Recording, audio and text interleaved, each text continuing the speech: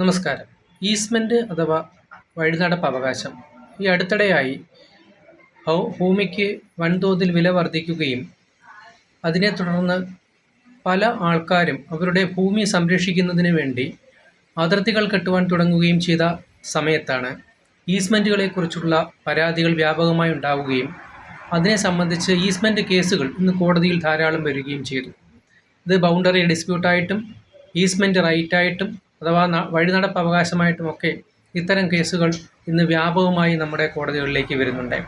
അപ്പോൾ ഈസ്മെന്റ് അവകാശം വരുന്നത് ഒന്നുകിൽ ഈസ്മെന്റ് ബൈ നെസസിറ്റി ആവാം. മറ്റു വഴികളൊന്നും ഇല്ലാതെ വരുന്ന സാഹചര്യത്തിൽ ആ ഒരു വഴി മാത്രമേ തൻ്റെ വസ്തുവിലേക്ക് എത്തുവാനുള്ളൂ എന്ന് കാണിക്കുന്ന ഈസ്മെന്റ് ബൈ നെസസിറ്റി.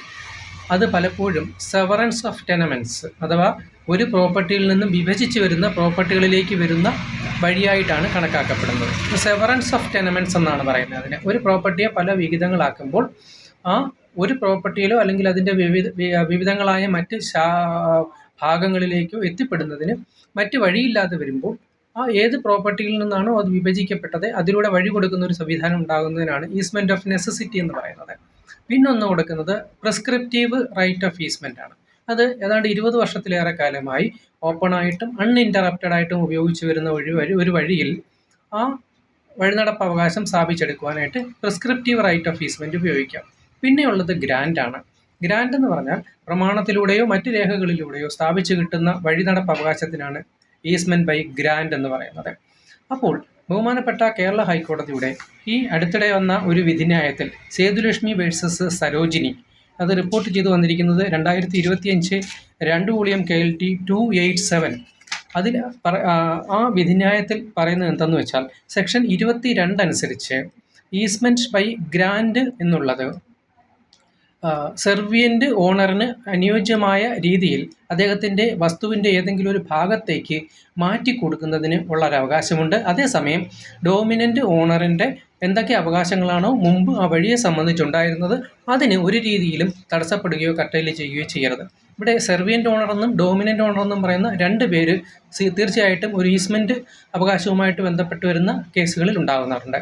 ഇപ്പോൾ സെർവിയൻ്റ് ഓണർ എന്ന് പറഞ്ഞാൽ ആരുടെ വസ്തുവിലൂടെയാണോ വഴിനടപ്പ് അവകാശം ആവശ്യപ്പെടുന്നത് അയാളുടെ പ്രോപ്പർട്ടിയെ സെർവിയൻ്റ് ഓണറെന്നും ഓണർഷിപ്പുള്ള പ്രോപ്പർട്ടി എന്നും ആരാണോ അതിലൂടെ നടക്കുന്നത് ആ ആളിന് ഡോമിനൻ്റ് ഓണർ എന്നുമാണ് പറയുന്നത്. അപ്പം ഈ സെർവിയൻ്റ് ഓണറിന് സ്വാഭാവികമായിട്ട് അയാളുടെ അയാളുടെ വീടിൻ്റെ അയാളുടെ വസ്തുവിൻ്റെ നടുക്കൂടെയാണ് ഒരു വഴി വരുന്നതെന്നിരിക്കട്ടെ, സ്വാഭാവികമായിട്ടും ആ വസ്തുവിനെ അത് രണ്ട് തുണ്ടമാക്കി മാറ്റുന്നൊരു സാഹചര്യം ഉണ്ടാവും. അത് അയാൾക്ക് വലിയ ഇൻകൺവീനിയൻസ് ഉണ്ടാവും. അതേസമയം ഈ പറയുന്ന സെർവിയൻ്റ് ഓണറിന് വേണമെങ്കിൽ ആ വഴി തൻ്റെ വസ്തുവിൻ്റെ ഏതെങ്കിലും ഒരു അതിരിലൂടെയാക്കി ആ പ്രോപ്പർട്ടിക്ക് ഒരു ഭംഗം വരാത്ത രീതിയിൽ, ആ പ്രോപ്പർട്ടിയുടെ ഉപയോഗത്തിനൊരു ഭംഗം വരാത്ത രീതിയിൽ വഴിനടപ്പ് അവകാശം ഡോമിനൻ്റ് ഓണറിന് കൊടുക്കാം.